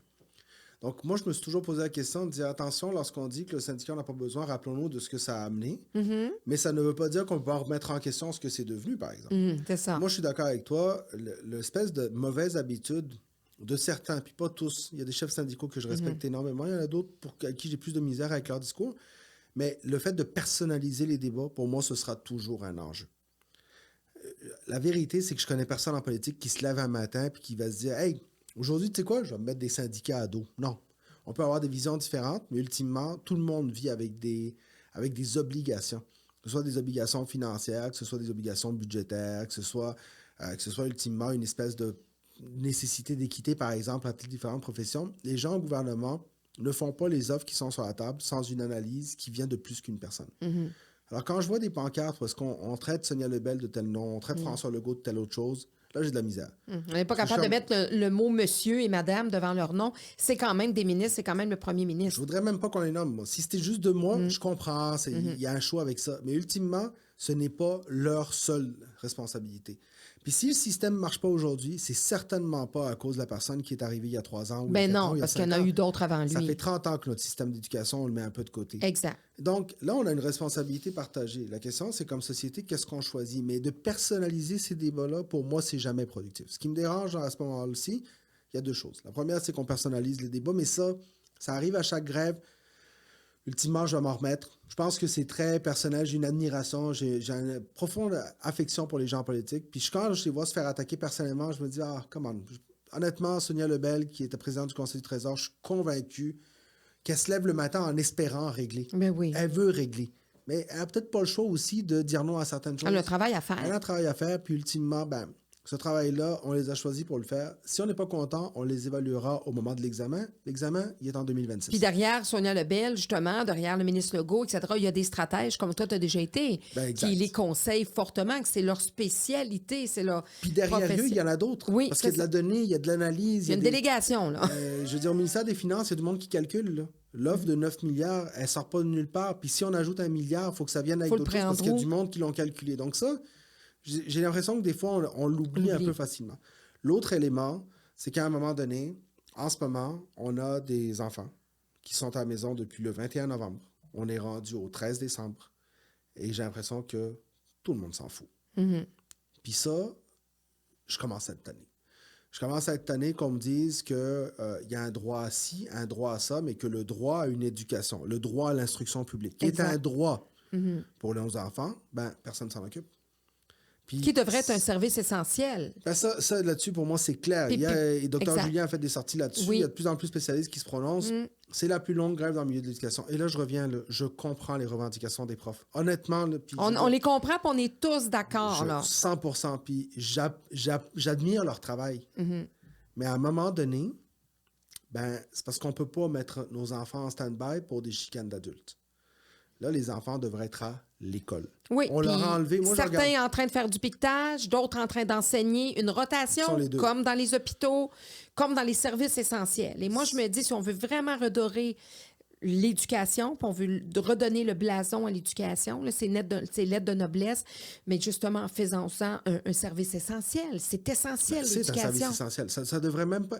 Moi, honnêtement... La question devrait même pas se poser. Ça m'a frappé qu'on se pose la question, puis je pense que personne qui avait... c'est la plus longue grève de l'histoire du milieu de l'éducation. Je pense qu'on avait peut-être oublié cette espèce de champ gauche. Des fois, il y a des choses, quand on n'est pas confronté à des enjeux, on ne se pose pas la question. Mais je pense que là, il faut se la poser. La loi des services essentiels, habituellement, les services essentiels sont assurés pour des questions de sécurité. Donc, c'est pour ça qu'en santé ou dans plusieurs milieux, police et tout ça, il y a des services essentiels. La question qu'on doit se poser comme société, c'est est-ce que l'éducation ne devrait pas être intégrée là-dedans? Est-ce qu'il y a un aspect sécurité au fait de ne pas avoir d'éducation? Moi, ce que je regarde, c'est que j'ai un enfant en 3e année. Puis là, je ne veux pas parler de mon enfant, mais je vais donner un exemple parce que c'est un exemple parmi tant d'autres. Mais lui, il a vécu une pandémie. Où est-ce qu'il a été arrêté un mois? Il a commencé sa scolarité en pandémie. Et là, il arrive avec une grève d'enseignants. Où est-ce que ça fait presque... Il va se retrouver... Au bout de l'année, je pense qu'il va se retrouver à un mois pas d'école. Après ça, Deuxième étape, on oublie ça, escamoté. Là. Puis on va me dire que son éducation est de la même valeur que celui qui n'a pas vécu ça. Puis qu'il ne peut pas avoir des enjeux de sécurité, peut-être pas de vie, mais de cheminement scolaire, oui. Il y en a que oui, mais il y a une question de cheminement. Oui. Et ultimement, c'est son droit d'avoir une instruction publique. Deuxième élément, on bafoue les droits nos adolescents, là, à qui on doit convaincre des fois parce qu'ils ont envie de vivre d'autres choses, parce qu'ils sont tannés, parce qu'ils ne trouvent pas ce qu'ils veulent faire. Il y a des adolescents qu'on doit convaincre constamment comme parents de rester à l'école. On doit lutter contre le décrochage. Ces enfants-là, comment on lutte contre le décrochage quand ils voient qu'on les met en pause pendant un mois parce que les adultes se chicanent sur des salaires? Moi, j'ai des amis parents d'ados qui me le disent. Je suis en train de perdre mon enfant complètement. Des gens qui avaient des enfants sur le bord du décrochage, puis qui, là, littéralement, ont des enfants qui ont décroché. Ça prend pas 6 mois pour décrocher. Là. Mais non. Lorsque tu décroches, ça se passe là. Il y a des gens où est-ce que chaque jour où est-ce qu'ils allaient à l'école était un gain pour le parent. Mais à chaque été, c'est comme ça. Tu sais, quand les enfants partent en vacances, j'ai toujours expliqué ça, c'est heureusement, contrairement à nous, on s'en va en vacances 2 semaines, on décroche jamais. On pense à notre lavage, on pense à notre rendez-vous chez le médecin, on pense à notre emploi, à notre grande réunion qu'on va avoir au retour des vacances. On décroche jamais. Tu sais, on essaie de décrocher, ou plus ou moins, mais jamais à 100%. Un élève termine le 23 juin, Le lendemain, là, il est en mode vacances. Il se souvient déjà presque plus de qu'est-ce que. Puis Il a souvent. brûlé ses livres, là. Exactement. Il se souvient même plus quasiment de la couleur de la page de son livre de français. Puis quand ils arrivent, ces élèves-là, en septembre, combien de fois ils vont dire à leurs enseignantes ou enseignants qui font de la révision, hein, on n'a jamais vu ça. Oh oui, tu l'as vu, c'est parce que tu as décroché, puis c'est normal, puis c'est pour ça qu'on fait une révision. Mais exactement, tu as raison, décroche, ça prend pas 3 mois, puis un mois là, pour décrocher, là. Et ça, pour moi, c'est là. Puis je pense que c'est l'élément qu'on avait peut-être moins vu. Puis là, je reviens, je veux pas mettre la faute sur personne. Tu sais, quand je parle de pas personnaliser les débats, là, c'est pour ça que j'aime autant. Tu sais, on a eu l'occasion de débattre ensemble. Pour moi, débattre, c'est un besoin essentiel. Je suis né dans une dictature. Hein. Ultimement, pour moi. Foncièrement, tu as ce besoin-là. Moi, débattre, c'est de la survie. Tu sais, je l'ai vu, c'était quoi des gens qui n'avaient pas le droit de débattre. Donc, pour moi, débattre, c'est un besoin essentiel. Ça, c'est un autre service essentiel. Et ne pas personnaliser le débat, ça se passe des deux bords. Il n'y a pas un prof sur une ligne de piquetage que j'accuse de quoi que ce soit. Non. Est-ce que je suis d'accord avec la stratégie syndicale de la grève illimitée d'un coup? J'ai pas tous les éléments pour l'analyser. La seule chose que je sais, c'est que nos enfants, il faut que quelqu'un en prenne soin. Puis là, je m'attends à ce que quelqu'un dise stop. Quoi qu'il arrive, là, on va prioriser les enfants. Parce que c'est ça qu'il faut faire. Il faut mettre nos enfants au centre de nos décisions. Et ça, que ce soit de la part du gouvernement, des profs, de qui que ce soit. Ça passe par une loi spéciale ou à un moment donné, les syndicats qui... Tu sais, encore là, je ne le sais pas. Puis je vais laisser les gens qui connaissent ça décider. Mais ce que je sais... Il faut qu'il y ait quelque chose qui se passe. Ben, c'est que, ultimement, déjà, le mois qu'on a perdu, on l'a perdu. Bon, après ça, on a le temps de Noël qui s'en vient. Nos enfants vont décrocher. Mais là, en janvier, il faut qu'ils retournent à l'école. Entendre, pas entendre, peu importe. Moi, ultimement, il faut que mon enfant retourne à l'école. Je veux que les enfants de mes amis retournent à l'école. Je veux que nos enfants retrouvent leur place, qui est celle d'être à l'école pour étudier puis apprendre. Parce que sinon, on est en train de créer une génération de gens qui vont se demander à quoi ça sert. Parce qu'ultimement, ces jeunes-là vont avoir vécu la première pandémie en 100 ans et la plus longue grève dans le milieu de l'éducation.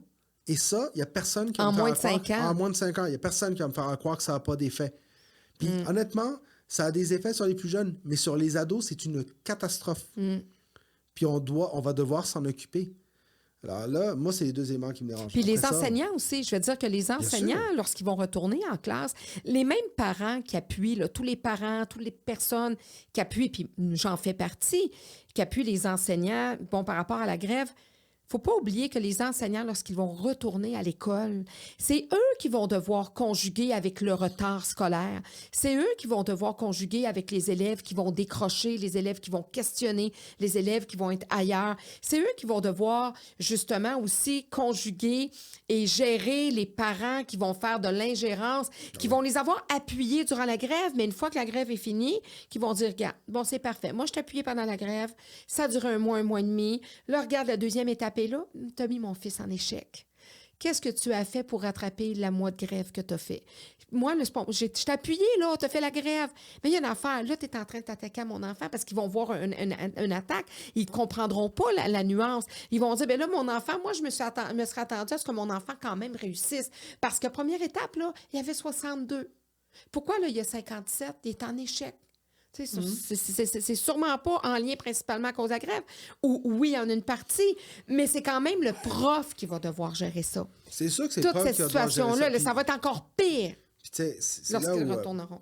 Ça m'arrive souvent de dire, mais on peut-tu rentrer un peu de douceur dans nos relations? Là, moi, j'aime la pression. Okay? Moi, je suis quelqu'un qui fonctionne bien à la pression. Je fais de la gestion de crise. J'adore avoir de la pression. Quand le monde panique, moi, je panique pas. En même temps, quand personne panique, des fois, ça m'arrive de paniquer tout seul. Sinon, on rassemble ma femme, elle te dirait que ça m'arrive trop souvent. Mais je pense qu'il faut qu'on soit plus doux entre nous. Je pense qu'il faut qu'on soit plus doux avec nos enfants. Ça va nous prendre beaucoup d'empathie les prochains mois. Empathie avec nos professeurs. De bienveillance, avec de compréhension. Nos enfants, de compréhension. De se dire, hey, peut-être que ce ne sera pas au même niveau. Mais à un moment donné, il va falloir aussi évaluer la réussite comme autre chose que la perfection, les notes parfaites, la pression de tout. Ça se peut que tes notes baissent de 5 %. Ça se peut que ta classe baisse de 5 %. Dans un parcours scolaire, 1 mois, c'est rien. Donc, je me parle à moi-même aussi. Je suis conscient que, oui, il y a des effets. Oui, je veux qu'on protège les enfants, mais en même temps, arrêtons de se mettre la pression aussi de récupérer ce mois-là. Ce mois-là n'existe plus. Non, puis la communication est très importante. Justement, si on signifie aux parents de dire, regardez, Ça peut être une lettre envoyée par une direction d'école pour dire, regardez, la grève d'un mois, justement, ce mois-là ne pourra pas être récupéré. Et il se pourrait que votre enfant ait une baisse de notes de certains pourcentages. C'est pas l'échec de toute une vie, ça fait partie de la réalité qui s'est passée. Juste d'envoyer une documentation comme ça aux parents, la communication, l'information, parce que souvent, les parents ou l'être humain en général va aller aux barricades par manque d'information, par peur, par perception un peu pas nuancée parce que l'information n'est pas là. Ah, puis tu sais, je veux Ça pas qu'on fait une soit pas différence. exigeant, hein. Ah, moi, j'ai des parents très exigeants. Je dis souvent que j'ai eu peur de mon père avant de savoir que je l'aimais. Mais j'ai eu des parents qui m'ont exigé beaucoup. Puis c'est correct de le faire. C'est bien d'exiger. Mais c'est pas parce que tu exiges que tu dois non plus partir en panique lorsque ça n'arrive pas. Donc, je pense qu'on doit continuer à exiger de nos enfants. Tu sais. On doit continuer à exiger qu'ils Mais mettent le meilleur comprendre effort. que... On doit comprendre qu'il y a des choses qui ont changé. Mais tu sais, ce mois-là, il peut arriver pour plein de circonstances. Tu sais. Quelqu'un, tu sais, un enfant perd un grand-parent, par exemple. Ça va affecter sa situation. La vie est faite de choses qui t'affectent. Là, la perte de contact avec les amis pendant 3 C'est semaines, dur. le milieu social. Mon Tu sais, Dieu. parce que ces élèves-là, que tu parlais de timing, là, moi, je peux te dire que c'est un mauvais timing. Parce que les élèves arrivaient en classe, on commençait à peine à s'approprier la routine, de la nouvelle routine de la nouvelle année avec le nouvel enseignant, des fois une nouvelle école, que ce soit pour les plus petits ou ceux d'arrivée ou de secondaire. Les jeunes commençaient à peine à tisser des liens. Des nouveaux amis au secondaire hyper important. C'était le pire timing. On n'a pas pensé aux enfants, c'est sûr, avec ce timing-là. On n'a pas pensé aux enfants. C'est là où est-ce qu'il faut toujours faut se remettre en question. Hein? Puis, tu sais, moi, je reviens, là, là elle est faite la gueule. Là, on ne se lancera pas des accusations à gauche, à droite. Là, il faut que ça change. Bon, parfait. Il faut aussi que ça change sur les prochaines négos. Ou est-ce on devrait peut-être se poser la question de dire, OK, mais est-ce qu'on a vraiment besoin de se rendre là? Ça reste qu'il y a un gouvernement qui s'est rendu là aussi. Là. Pourquoi on est tout le temps en train d'attendre... Les deux, là, pour une chicane, il faut être deux. Ben, ça en prend deux pour chicaner. Donc là, je veux aussi comprendre, moi, du côté du gouvernement, dire, OK, pourquoi on se rend là à chaque fois? On est-tu vraiment obligé de se rendre là? Pourquoi on attend autant?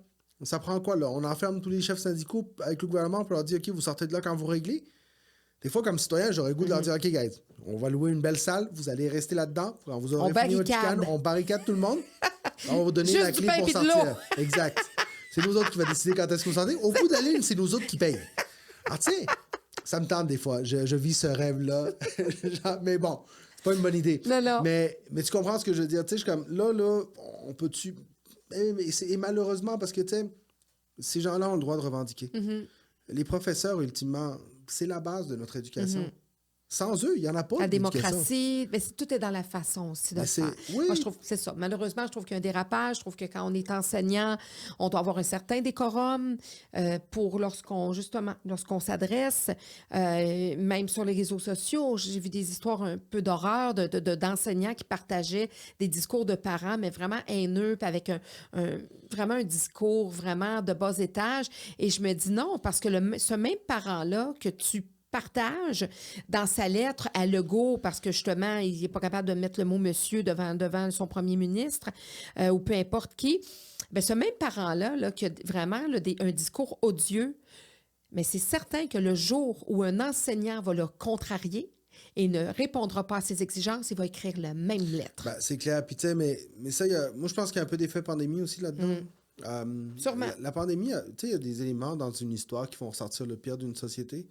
La pandémie a eu tendance à nous faire, d'abord, à nous faire beaucoup se pointer du doigt les uns les autres. Il va falloir qu'on perde un peu cette habitude-là. J'espère qu'on va réussir à le faire. Puis à être très agressif dans nos propos. On est très prompt à réagir. Puis, je veux dire, moi, je suis quelqu'un d'émotif. Hein. Je suis latin quand même, donc je sais c'est quoi. Mais, tu sais, l'espèce de filtre qu'on se met à nous-mêmes, j'ai l'impression que sur les réseaux sociaux, on l'a perdu. Il y a des gens qui l'ont perdu, point. Je pense qu'on va devoir aller chercher un peu de filtre. Mais ça, on a un travail c'est à les faire avec habiletés nos jeunes sociales, aussi. c'est la santé mentale, ça a explosé. Tu sais, les gens vont pas bien, donc... Mais ça prend quoi pour ça? Ça prend de la douceur, ça prend du temps. Ça prend de débattre. Ça prend de débattre, puis d'apprendre à débattre comme il faut. Débattre, c'est pas... Des fois, c'est pas le fait d'avoir raison. Des fois, il faut perdre pour donner la chance à l'autre de réussir. Tu sais, dans cette négo-là, je pense que là, on est rendu au point où est-ce que on est proche d'une entente, mais il va falloir que quelqu'un accepte de perdre. Il va falloir que d'autres acceptent de laisser perdre. Tu sais, est-ce que quand des professeurs sont dans la rue, sans salaire depuis le 21 novembre, parce qu'il faut le répéter, ces gens-là font le sacrifice ultime. Leur famille fait le sacrifice ultime. Est-ce que ces gens-là, tu peux les ramener heureux à l'école en leur disant qu'ils ont perdu? Aucune chance. Il faut qu'ils aient l'impression, il faut qu'ils aient des vrais gains en partant, mais même après avoir gagné eu une des vrais bonne gains, partie. il faut qu'ils aient une perception de victoire, une perception de l'avoir faite pour une raison. Ça, il va falloir que Mission le gouvernement... accomplie. Exact. D'une certaine façon. Ça ne veut pas dire de tout gagner. Pas à 100%, mais... Et ça, il faut en prendre conscience. Il faut se mettre dans les souliers de l'autre. Tu sais, en communication, moi, ce que j'aime le plus de la que le communication... jeu en a valu la chandelle. Exact. Et tu sais, en communication, l'important, c'est quoi? C'est de changer ta paire de lunettes. Mets-toi dans les pieds de celui à qui tu parles. Et tu vas trouver le bon message et la bonne façon de dire les choses. Ben, à ce moment-ci, dans la négo, on est rendu au point où le gouvernement doit s'asseoir, doit se mettre dans les pieds, pas du syndicat, des syndiqués dans la rue, et se dire, OK, comment je fais pour que ces gens-là retrouvent une quiétude et soient minimalement satisfaits de ce qu'ils ont obtenu pour retourner au travail. Et regagner un certain respect de ces gens-là aussi. Il faut le faire. Ça, il faut trouver. Puis pour ça, il faut accepter de perdre. Alors, des fois, c'est difficile aussi parce que le gouvernement n'est pas dans une belle posture en ce moment. Donc, accepter de perdre, ça veut dire perdre des points, perdre des votes. Je ne suis pas sûr qu'on veut montrer ça. Mettre l'ego de côté. Oui, mais tu sais, puis il y a une question d'élection la prochaine fois aussi. Donc, si tu donnes trop l'impression de perdre, voilà, moi, tu as une élection, tu vas te faire réélire. Là.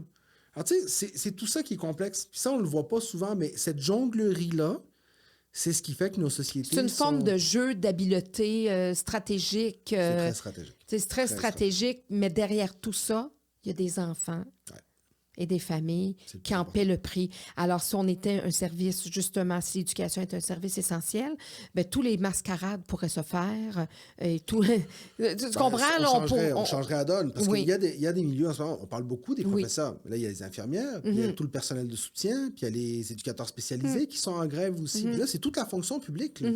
Alors, il y a des techniciens administratifs, des adjointes administratives, il y a des...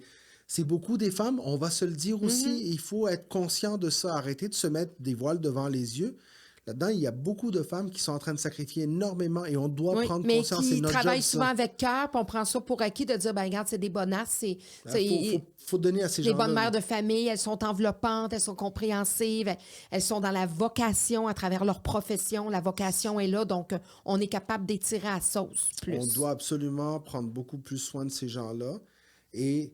En mettant service essentiel l'éducation, ce qu'on s'assure aussi, c'est de permettre à ces gens-là de protéger leur droit de grève, mais tout en le balisant. Parce que le problème, c'est toujours la même chose, c'est qu'après ça, le droit de grève, sinon, tu vas le suspendre. Parce qu'une loi spéciale, ça suspend le droit de grève. Mais c'est pas mieux. Non. Parce que ces gens-là, tu les mets de côté. Donc, c'est très difficile, mais c'est difficile de gouverner. C'est difficile de décider.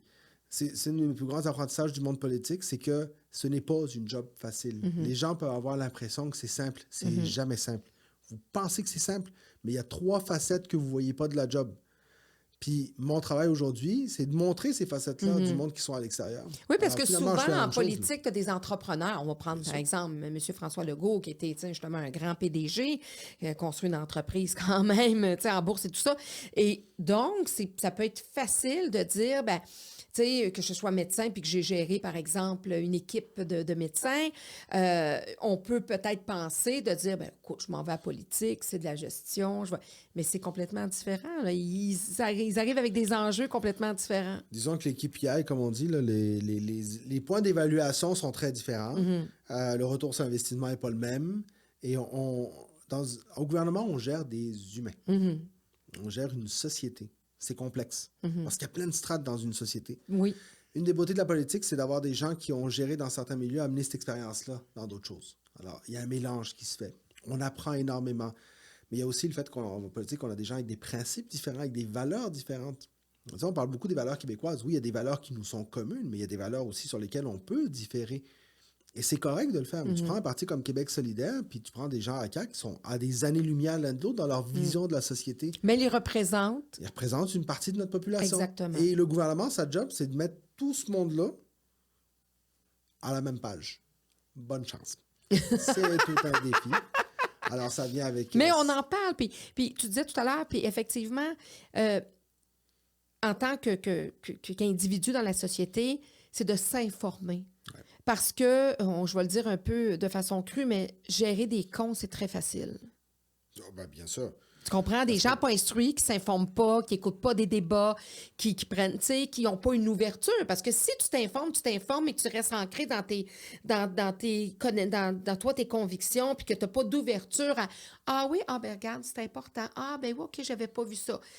Mais si les personnes ne s'informent pas, restent ancrées dans leurs convictions et ne sont pas ouverts et ne communiquent pas, ben c'est beaucoup plus difficile à gérer une société d'individus imbéciles, là. C'est drôle que tu dis ça parce que c'est vrai, c'est tellement vrai qu'à chaque fois qu'on a eu dans l'histoire des gens qui ont voulu imposer une philosophie unique, ça a passé par la propagande et par la désinformation et par la perte d'éducation. Ou par le contrôle de l'éducation. Donc, la propagande politique, que ce soit dans le stalinisme, ou que ce soit au niveau des nazis, ou que ce soit dans des pays, parce qu'on parle beaucoup de ces deux C'était des gens qui ici. étaient facilement endoctrinables. Exactement. Mais, oui, mais et malheureusement, tout le monde est endoctrinable. À des Que tu niveaux regardes différents. en Russie aujourd'hui, dans un pays qui était très développé, mais ça reste aujourd'hui en Russie, il y a des informations énormes sur la situation de l'Ukraine. Que tu regardes dans des pays d'Afrique, où est-ce qu'on a également des drames humains. Partout dans le monde, on ne peut pas penser qu'on est protégé de la désinformation et du pouvoir de la propagande, d'une propagande qui soit maléfique et qui soit mal intentionnée. On est tous exposés à ça, parce que le contrôle de l'information peut amener à ça. Alors, la variété de l'information, c'est ce qui nous permet de lutter contre ça. Et notre sens critique, c'est ce qui nous permet de faire la différence entre ce qui est vrai, ce qui est faux, ce qui est prouvé, ce qui ne l'est pas. C'est ça qu'on doit travailler. Et les médias jouent un rôle énorme là-dedans.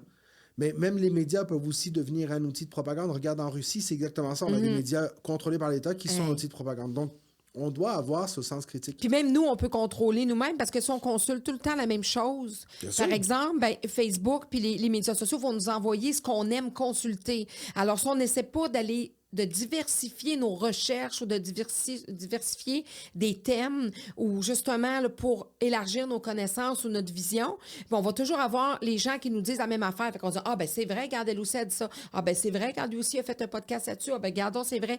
Non, allez ailleurs.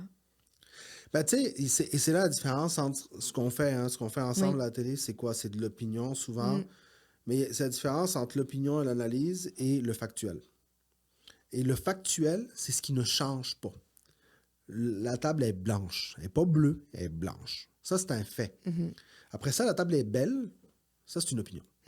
Et c'est là où est-ce qu'on doit trouver un équilibre entre les deux. On doit aussi se faire attention à ne pas avoir des gens qui vont manipuler des faits pour construire une opinion.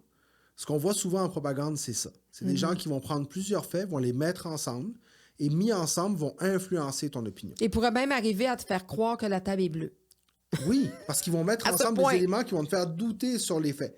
Alors, ce qui est important, c'est quoi? C'est d'avoir des faits qui sont vérifiables, c'est de s'assurer d'avoir des sources qui sont vérifiables et d'avoir le sens critique de remettre en question tout ce qu'on entend. À partir du moment où on remet en question, on a les outils pour être capable de le faire. Mais ça, c'est de l'instruction civique. Et ça s'apprend un peu à l'école, un peu à la maison, un peu avec les amis, un peu dans ce qu'on valorise auprès de nos enfants, parce qu'on élève des enfants aussi. Qu'est-ce qu'on valorise à la maison? Est-ce qu'on valorise la discussion? Est-ce qu'on valorise pas la discussion? Comment est-ce qu'on la valorise? Moi, je trouve ça extrêmement dur à gérer comme parent maintenant, de voir quand est-ce qu'on met la limite. Alors, quand est-ce que je t'explique ou quand est-ce que je t'impose? Ça, je ne m'attendais pas à ce que ce soit aussi difficile. Oui, mais pourquoi? Parce que là, j'ai dit non, c'est ça. Exact. Mais en même temps, on dit qu'il faut que tu expliques. C'est vrai qu'il faut que tu expliques. Mais c'est quoi? Pas tout le temps. Ben, pas tout le temps. Puis des fois, il faut que tu expliques après l'arrêt d'agir. Puis des fois, il ne faut pas que... Ça, là-dessus, comme parent, je trouve ça mêlant. Mais ça, c'est pas juste comme parent, c'est en général dans notre société. Oui, puis toi, tu as une éducation, mais on a tous une éducation différente, mais tu arrives justement, votre culture est différente. Complètement. Puis ma culture, même dans ma culture, mes parents sont différents de la majorité. Mais en plus de ça, moi, plus sévère? Mes parents étaient... Oui, mais mes parents étaient très sévères. Mais tu as dit une belle phrase tantôt. Tu as dit, mon père, j'ai eu peur de lui avant que je comprenne. Avant de savoir que je l'aimais. Ouais. Qu'est-ce que j'avais tu peur veux de dire mon quand père. tu dis ça? Mais je pense que je suis pas le seul. Hein. Ouais. Je dis ça. Non, t'es pas le seul, c'est sûr. C'est d'être un peu drôle quand même. Oui. Mais c'est drôle, profond et intéressant. Il y avait un respect. Il y a encore un respect. Oui. Mon père, c'est mon idole. C'est l'homme que je respecte le plus sur cette planète. C'est mon modèle ultime. Mais j'avais peur de décevoir. Puis j'avais peur physiquement de lui. Parce qu'à la base, il représentait la force à mes yeux. Alors, c'est sûr que je veux dire, j'entends des enfants des fois parler à leur mère. J'aurais jamais parlé de ma mère. Il y a des choses que je ne peux pas dire à ma mère parce que sinon mon père m'aurait T'aurais plus de arraché la tête. tête. Et il l'a jamais fait. Mais il y avait cette peur-là où je vais entendre des gens des fois, ils vont dire Hey, mon père me regardait et ça me faisait peur. Mais tu sais quoi, cette peur-là, Cette ce limite à ne pas respect-là, franchir. cette limite à ne pas franchir, elle nous a amené ce que les Anglais appellent des boundaries. Ben ça, là, ça nous amène à faire des bons choix des fois. Puis ce respect-là, moi, c'est le même que j'ai envers un policier. C'est le même que j'ai envers un militaire. Le policier qui m'approche, L'autorité, j'ai un respecter respect. l'autorité. J'ai un respect pour l'autorité. Pourquoi? D'abord parce qu'il y a un gun. Je veux dire, moi, je viens d'un quartier où est-ce que les policiers sortent les guns des fois. C'est pas juste une décoration. Ça, je le dis souvent aux gens qui m'entourent, que j'ai grandi dans des quartiers peut-être plus difficiles, à Montréal, où j'ai vu des choses. Pas parce que les gens sont... Mais parce que c'est vraiment des quartiers où est-ce que des fois, il y a des gens mal intentionnés, où est-ce qu'il y a de l'action, on va dire. Mais je sais qu'un gun, c'est dangereux. Alors, je sais que quand un policier me dit stop, je ne demande pas pourquoi. J'arrête. Ben, mon père me disait stop, j'arrêtais aussi. Alors, ce que je trouve dur, c'est que je veux inculquer à mes enfants cette discipline-là, d'apprendre quand c'est non, d'apprendre quand c'est stop, d'apprendre à des fois obéir sans poser de questions. Ça ne veut pas dire de ne pas questionner après, mais de juste arrêter d'agir, tout en acceptant qu'on vit dans une société aussi où est-ce que l'enfant a le droit de savoir, le droit de comprendre et qu'on veut lui expliquer puis qu'on veut l'inciter à comprendre. Je ne veux pas en faire un mouton non plus. Je vis dans cette dualité-là permanente. J'ai pas trouvé de solution. Puis tu as marié une Québécoise? 100%. 100%. Des parents de Sainte-Julienne et Chertsey. Ouais. Mais ça, pour moi, c'était un must. Ah oui? J'ai eu dans ma vie des fréquentations venues d'autres endroits dans le monde, mais il y avait cette petite voix qui me disait que je voulais avoir des racines au Québec. Je voulais que mes enfants aient des racines. Je voulais que mes enfants soient capables de dire « Je viens de là, d'y aller, de le voir et de comprendre c'était où. » Parce que moi, j'ai plus ça. Parce que je suis allé récemment au Chili et je ne reconnais plus le Chili. OK. Et dans le fond, ce que je me suis rendu compte, c'est que j'ai pas de racines. Ah. Ou j'ai des racines, mais je suis pas capable d'aller voir c'était où. Parce que le pays où je suis né ne ressemble plus à ce que j'ai dans mes souvenirs. Le pays où j'ai grandi, ben, j'y ai fait un passage, puis j'y retourne très peu. Je suis pas retourné en France depuis plusieurs années. Et le pays qui m'a accueilli, j'y ai tout, sauf des racines. Alors, je voulais que mes enfants aient des racines. Mes enfants portent les 2 noms de famille. Parce que je voulais que mes enfants ne se fassent pas demander constamment d'où tu viens. Les enfants, ils viennent d'ici. Leurs 2 noms de famille, c'est la démonstration qu'ils viennent d'ici. Il n'y a personne qui leur demande d'où ils viennent. Les gens vont leur demander d'où vient ton père. Parce qu'ils voient le nom Enriquez. Mais ils ne demandent pas d'où est-ce qu'ils viennent, eux. Je ne voulais pas que mes enfants se fassent demander d'où ils venaient. Ça, je pense, c'est des petits traumatismes. Honnêtement, je vais les prendre, là. C'est absolument rien. Mais j'avais ce besoin-là d'avoir des racines au Québec. Mes enfants sont mes racines au Québec. Je me rends compte qu'à travers eux, je suis ancré ici. Il y a toujours ce rêve-là, cette ambition-là de faire une différence pour le Québec. Pourquoi? Parce que les gens ici m'ont accueilli, mais en plus parce que je suis chez nous. J'ai comme besoin de le crier que je suis chez nous. Parce que quand les gens ils voient mon nom de famille, ils ne pensent pas que je suis chez nous. Non, c'est quand est-ce qu'il est arrivé? Ah, tu viens d'où? T'es arrivé quand? Ouais. C'est vrai, je veux dire, ça reste que c'est mon histoire. Je ne suis pas né ici. Je suis un Québécois pur laine, tricoté ailleurs. Mais je suis un pur laine pareil. Puis je suis très fier d'être Québécois. Je suis très fier d'être Canadien. Je suis fier de moi. J'ai plein d'identités. C'est un peu bizarre. C'est un peu schizophrène, mon truc, mais c'est pas grave. Tu sais, il y a des moments où je me sens très chilien. Habituellement, c'est de la bouffe et du soccer. Il y a des moments où je me sens extrêmement québécois. Ma langue, ma culture, ma langue française est primordiale pour moi. J'aime pas travailler en français. Je parle en anglais, je veux dire. Je parle anglais, mais j'aime pas ça travailler en anglais. J'aime ma langue. C'est pour ça que je fais des coms aussi. J'ai un côté plus canadien, parce que j'adore me promener au Canada, puis je sais que j'ai été accueilli par un pays extraordinaire. Je connais la valeur du Canada international. Donc, j'ai plein d'identités comme ça.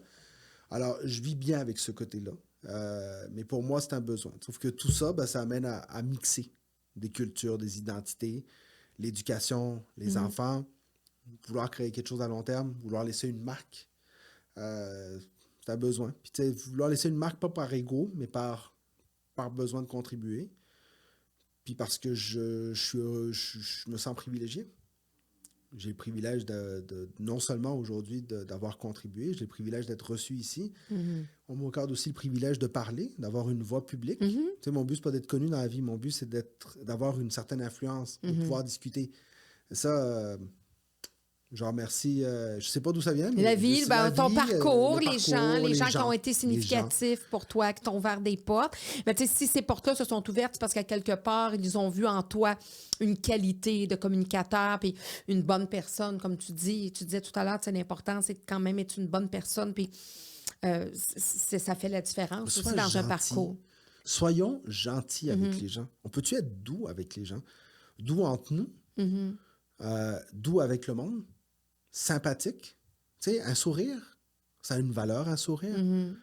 Des fois, on n'est pas obligé d'être d'accord pour sourire. C'est très individualiste, surtout quand on arrive dans les grandes villes. C'est vrai. C'est un des premiers chocs souvent que les gens de région ont. Mais tu sais quoi? C'est extraordinaire à quel point, moi, je me suis rendu compte, puis comment le sourire a une valeur. Comment d'être avenant avec quelqu'un a une valeur. Ça vient de l'éducation que j'ai eue. J'ai des parents j'ai une mère qui aujourd'hui est dans le milieu communautaire. Mon père est dans le don aussi. J'ai travaillé en CHSLD avec des gens, des personnes âgées. C'est des gens qui donnent. C'est des gens qui aiment ça donner. On m'a appris à donner. Hein. Moi, ma mère, elle m'a obligé à donner toute ma vie. Même si on n'avait rien, il fallait qu'on donne. Alors ça, c'est un apprentissage aussi. Mais aujourd'hui, un sourire, une bonne parole, la gentillesse, le respect, si les gens savaient à quel point ça ouvre des portes, c'est extraordinaire, ça. Alors, parce que l'individu, des fois, sans être malveillant, quoi que ce soit, je pense qu'on est beaucoup aussi dans la crainte. On est plus dans le manque de faire confiance. On ne fait plus confiance. Comme dans le temps de mes grands-parents, là, les gens, ça concluait des ententes avec une poignée de main. Là. Puis ça disait, ben, regarde, chez toi, parfait, je vais être là, parfait, je te prête mon cheval en échange. Tu sais, il n'y avait pas de niaisage. Là, une poignée de main, puis c'était comme s'ils signaient avec leur sang. Ouais. Aujourd'hui, tu fais des contrats de 22 pages, puis ils réussissent quand même à se passer des petites vites, là. Puis il faut accepter, hein. Il faut accepter que l'échec fait partie de la game, que l'erreur fait partie de la game. Même des fois, tu vas avoir des contrats avec des gens, puis ça va mal se passer. Tu vas aller en affaires avec du monde, ça va pas bien se passer. Tu vas être en couple avec du monde, ça va pas bien se passer. Ça fait partie de la game, ça. On gagne. L'important, c'est d'évoluer. On gagne ou on apprend. À travers ces... C'est les deux options. Donc, on gagne ou on apprend. On gagne ou on apprend, on a notre verre à moitié vide ou notre verre à moitié plein. Si tu choisis ça, c'est un choix de vie.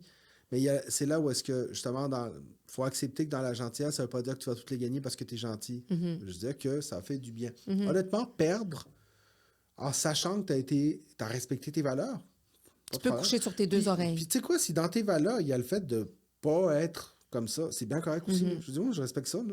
Pas tout le monde est obligé d'être gentil. Là. Habituellement, tu le sens, ceux qui sont plus... Bon, il y a une différence entre ça et être malveillant et être insidieux envers les gens. Là, je pense qu'on est capable de se faire du bien, d'être plus doux les uns envers les autres. Moi, j'aime ça. De quoi es-tu plus fier en tant que parent, justement, là, avec tes deux petits proutes là, qui sont encore en bas âge?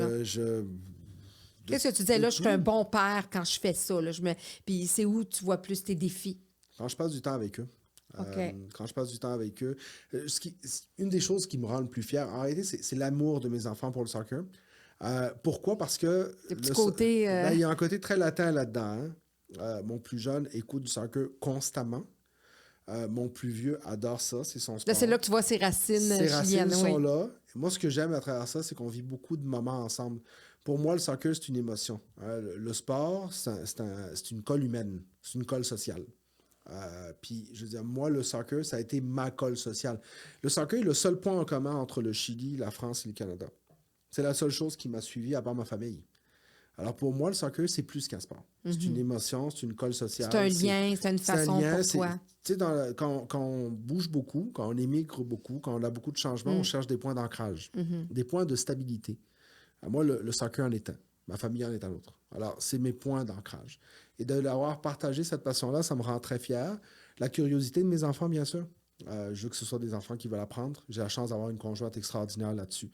Ça se fait pas tout seul, ça. Ça se fait à deux. Moi, j'ai rencontré la personne parfaite pour avoir une famille. La personne la plus extraordinaire avec qui partager cette aventure-là. J'ai eu la chance de la rencontrer. C'est une belle déclaration d'amour, ouais, mais ça. Mais c'est très sensé. Oui. Je l'aime, oui, mais en plus de ça, c'est la personne pour vivre cette aventure-là où est-ce qu'on sait que c'est pas toujours facile. Tu l'as bien choisi. Oui, on s'est choisi mutuellement, mais parce on s'est choisi pour des valeurs communes. On s'est pas choisi juste parce qu'on se trouvait beau. Non, on s'est choisi parce que les valeurs étaient là. Vous vouliez construire quelque chose ensemble. On est très différents, ma femme puis moi. Ce qui nous rend extrêmement complémentaires. Mais il y a plein de choses qu'on fait pas ensemble. Ma blonde puis moi, il y a plein de choses. Comme ma blonde, c'est une sportive. Elle est tout le temps, elle est très active. Moi, je suis un gars qui a besoin de prendre sa relax des fois. Elle bouge beaucoup plus que moi. Une game de soccer avec des nachos. C'est ça, moi j'écoute ça, je prends ça relax, j'aime ça y aller, j'aime ça l'écouter, j'aime ça jouer de temps en temps, mais la blonde court tout le temps, c'est un spinorama, mais on est complémentaires là-dessus. Mais ça prend deux personnes, ça prend d'avoir cette curiosité-là. Moi, mes enfants, leur curiosité me rend fier constamment. Ce qui est plus difficile, arrêtez, le défi, c'est toujours cette mixité entre la discipline et la curiosité. Mm-hmm. Le fait de vouloir qu'ils prennent ses ailes et qu'ils s'envolent, puis en même temps, le fait de comprendre la valeur de la rigueur. Je trouve qu'on a perdu la valeur de la rigueur. Je veux pas que mes enfants perdent ça. Il faut que je fasse attention parce que forcer la rigueur, c'est difficile aussi. Il faut faire attention à ne pas devenir rigide. Rigueur et rigidité sont très proches. Oui, c'est ça. Elles se voisinent, oui. Alors, j'en suis conscient. C'est un défi. C'est un défi comme par exemple, j'ai eu quelques petits défis. Mes enfants sont jeunes encore. Hein. Je suis convaincu qu'il y en a une tonne qui s'en viennent. Ça me fait peur. Comme tous les parents, ça me fait peur, je l'assume. Honnêtement, je sais que je peux être plus dur. Je sais que y en a des fois dans la famille, on appelle le shérif parce que je suis plus rigide moi-même avec mes enfants. C'est pour ça qu'on s'entend bien. Moi, je m'appelle moi-même le caporal. Bon, tu vois, caporal. C'est pour ça qu'on s'entend. Exactement. T'as un parent qui c'est caporal. Quand on m'appelle de même, je suis comme, bon, ça en prend un. Alors, c'est correct. Puis, écoute, moi, j'en ai un de 17 puis une de 25, puis je peux te dire que je suis pas mal fière d'eux lorsqu'ils sont en société et tout le monde veut les adopter. Ça veut pas dire qu'ils sont toujours fins avec moi, mais c'est bien parfait parce que c'est correct, tu sais, ça reste des êtres humains avec leurs défis puis tout ça. Mais en société, ailleurs, j'en suis très fière. Alors, les caporaux puis les shérifs, habituellement, ça fait des enfants pas pires. Puis j'ai l'impression qu'à partir du moment où on leur dit qu'on les aime constamment aussi... Oui. Tu sais, moi, il y a ça, là, c'est quelque chose qui... Puis, tu sais, mes parents m'ont donné beaucoup d'affection à leur façon. C'est une autre époque, hein? Mais j'essaie de le faire à ma façon aussi. Exact. Tu sais, mais c'est la chose la plus importante que j'ai. Tu sais, je reviens, là, mes 2 ancrages, là. Tu sais, je parlais du soccer, les gens vont faire, mon Dieu, c'est un ancrage, oui, mais ça fait partie des choses. Non, mais c'est important parce que, tu sais, c'est hyper important parce que quand tu es déraciné 2 fois à l'intérieur de 16 ans, là, ou 20 ans, je veux dire, oui, ça te prend quelque chose. Puis tu prends du haut de tes 15, 20 ans, 4 ans, tu prends ce qui est là. Puis c'est pas un plat de bonbons avec plein d'ancrage que tu choisis. Là. Des fois, il y en a juste un, puis c'est ça. C'est ça. Mais tu sais, pour moi, c'est leur culture aussi. Ouais. Ça va rentrer dans leur... Puis je le vois aujourd'hui. Là. C'est déjà... Puis mon histoire, ils la vivent à travers ça. Alors, mais je parle de ça parce qu'ultimement, la famille, c'est l'ancrage le plus important. Tu sais, on est des gens de famille, on est des gens de clan. Puis on n'est pas une famille parfaite. Les gens disent « Ah, mon Dieu, ta famille... » Non, on est loin d'être une famille parfaite. On a tous nos enjeux, mais on est... Il y a un amour inconditionnel. On est solidaire. C'est une ça. solidarité à toute épreuve. Tu t'attaques à quelqu'un d'entre nous, tu les as tous attaqués d'un coup. Exactement. Je te jure que le clan, il fait mal. Ouais. Alors, non, c'est un clan extrêmement... Je suis pas mal comme ça aussi. C'est un clan, quand il avance aussi, il avance ensemble. On est fiers des réalisations l'un de l'autre. Puis on veut bâtir. Alors, on a chacun nos qualités là-dedans, on veut bâtir. Puis, moi, en ce moment, je trouve simplement qu'on a la plus belle aventure possible. Puis, qu'est-ce qu'on te souhaite? Où tu te vois dans 5-10 ans? Que ça continue. T'es bien, t'es comme sur ton X, moi, comme la nouvelle mode de dire ça. Là. Oui, le fameux X. Mais le X, il bouge. Hein? Non, ce que je me rends compte, moi, je trouve que on se demande beaucoup d'en faire toujours plus. J'aime me dire que je suis heureux où est-ce que je suis, mais je sais que j'en veux plus. J'ai un équilibre, mais l'équilibre va changer. Mes enfants vont vieillir, je vais rechercher autre chose. Je vais rechercher un autre genre d'équilibre. Je vais vouloir relever d'autres défis. Mais en ce moment, est-ce que je suis extrêmement heureux de ce que je fais? Tu sais, je reviens, là, j'ai des privilèges extraordinaires. J'ai le privilège de... Tu sais, on fait de la télé ensemble, on parle aux gens. J'ai le privilège de parler. J'ai le privilège d'être entendu.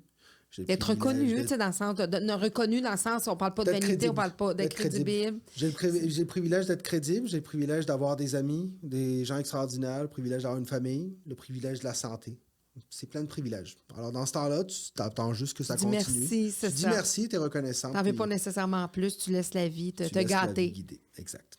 Ah, c'était une belle rencontre, Victor. Tu sais, je ne sais pas si tu as écouté mes podcasts jusqu'à la fin, mais tu sais que je remets des diplômes, hein? C'est Savais-tu gentil. ça? Non, je ne savais pas. Ah. Non, tu vois, je ne savais pas. Parce que Ça, la plupart regardent des podcasts un peu au début, mais Non, vont mais pas moi, je jusqu'à veux la être fin. surpris. Oui, ben c'est parfait, T'sais, c'est on ça est le comme but. ça, hein? T'sais, on est deux personnes comme ça. Moi, je suis comme, OK, moi, je veux être surpris, alors je vais faire des surprises. Alors, tu sais que je suis un prof. Alors, un prof, ça remet des diplômes. Et moi, je remets un diplôme à tous mes invités. Alors, un certificat d'engagement décerné à Victor Henriquez pour son implication dans le monde politique, pour les nombreuses stratégies de communication efficaces, pour ses différents engagements en tant que lobbyiste, pour ses qualités de débatteur, pour ses convictions et principes solides avec lesquels il éduque ses enfants, pour sa petite famille qui demeure son comté privilégié. Petit jeu de mots avec ton politique, c'est bon, hein? C'est ton comté, tu me l'as confirmé. Pour ses origines dont il est fier, pour sa capacité naturelle à rassembler les gens, pour tout ce qu'il dégage, tout simplement. Merci beaucoup. Merci. C'est vraiment gentil. Puis tu sais que les diplômes, chez moi, j'en ai pas une tonne, hein, comme je te dis. Il aura peut-être une place de choix. Il aura une place de choix. Je t'en remercie énormément. Écoute, ce diplôme de vie, c'est souvent le plus important. Puis merci vraiment pour ces gens que tu as accompagnés, pour ton parcours. Puis j'espère qu'on va être d'accord encore longtemps au débatteur. On va s'obstiner de temps en temps. Un petit peu, juste pour faire croire au monde qu'on chicane. Je suis sûr que ça va faire un bon show. Merci encore. Merci. À la prochaine.